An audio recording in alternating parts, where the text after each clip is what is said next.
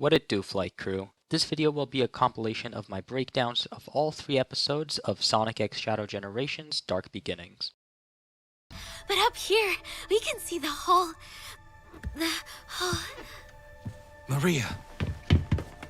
So during this first scene here, we can see Maria losing her strength. So Maria's symptom is NIDS, also known as Neuroimmune Deficiency Syndrome. Basically, it means space AIDS. She cannot stay on Earth due to the intense gravitational pull, so she has to stay on the Ark. This scene actually entirely takes place in the observatory room seen in Sonic Adventure 2. We get to see the Gizoid going crazy aboard the Ark. And as the #1 Emerald fan, I am very happy to see this. A lot of people thought that Emerald going crazy aboard the Ark actually happened after Shadow was sent to Earth, but honestly, Sonic Battle kept things very, very vague, so it can technically be slotted anywhere and it would be fine. But now we have an official answer, and it happens after Shadow was already created, but before he was sent to Earth.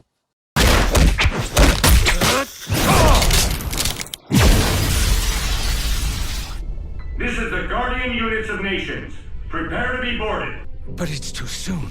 So, according to Shadow, everything goes by way too quickly, meaning that this is our first hint of all of this being a dream. He sees Gun's airships coming towards the Ark, and this is when the gun raid actually happens and Maria dies.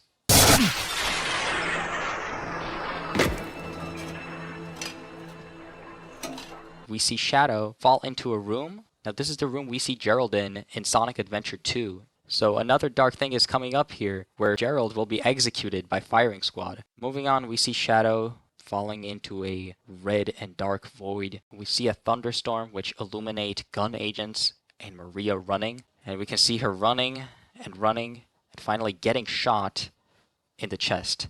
This is represented by a lightning bolt going straight through her and cracking her, which is a very interesting visualization.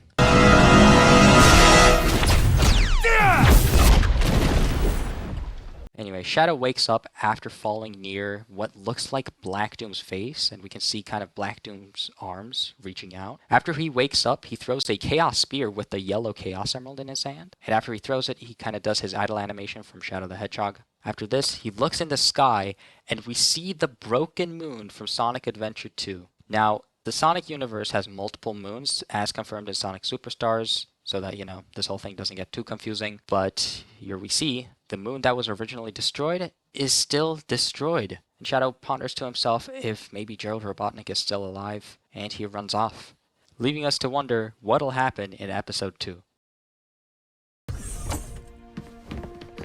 Tell that freak to stay away from me! Abe! So in this first scene here, we see this kid who is actually the commander from Shadow the Hedgehog. What's interesting is that Maria calls him Abe, as in Abraham, since his full name is technically Abraham Towers, as seen in the Archie comics. However, he wasn't referred by this name in any video game or any canon media. This is the first time that the games canonized the name Abraham Towers as the commander's real name. The professor created me using alien DNA. The Black Arms, he called them. The same DNA as this larva. This ugly, heartless creature. So prior to this scene, it is likely that Abraham actually told Shadow that he is made from alien DNA. It was also confirmed in Shadow the Hedgehog that he and Maria were best friends until he saw Gerald and Black Doom striking a deal to create Shadow. Of course, the Black Arms DNA was used to create Shadow, but we don't know which creature it was extracted from specifically. But I guess this gives it more of a clearer answer, and Shadow's DNA is actually grabbed from this Black Arms larva, which we see in Shadow the Hedgehog as a common enemy. Now for the second part of the episode, it entirely takes place in one of Eggman's bases near the pyramids in a desert. To be fair, this could be any base. We've seen him have a pyramid base in Sonic Adventure 2. Just gathering some intel for Gun. I convinced Omega to be my backup. What's your story? I need a spacecraft to reach the Ark. I have reason to believe the Black Arms have returned. He later clarifies that he's looking for a rocket to go to the Ark. In Sonic Adventure 2, the characters use a rocket from the pyramid to go to the Ark. We later see a bunch of egg pawns dressed up as samurais. Of course, we've seen these badniks in Aquarium Park in Sonic colors. Not gonna lie, I think this frame is pretty crazy. The team later encounters this giant Eggman mech. This is actually the Egg Breaker, one of the bosses from Shadow the Hedgehog. I can take you to a ship, but in return, you're going to have to promise to come to Sonic's birthday party.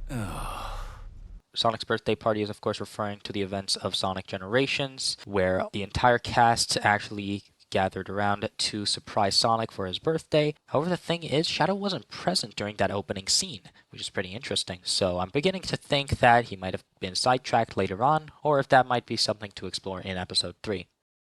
So, Gunn funded the research that created you, and when they got you, they sealed you away for 50 years.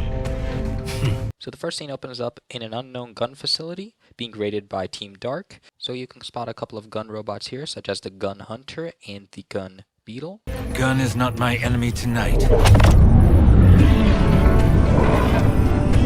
Just an obstacle in my way. The characters fight against this giant gun machine, which is actually the Blue Falcon from Shadow the Hedgehog. Just like in Shadow the Hedgehog, it can throw missiles and also has a shockwave attack.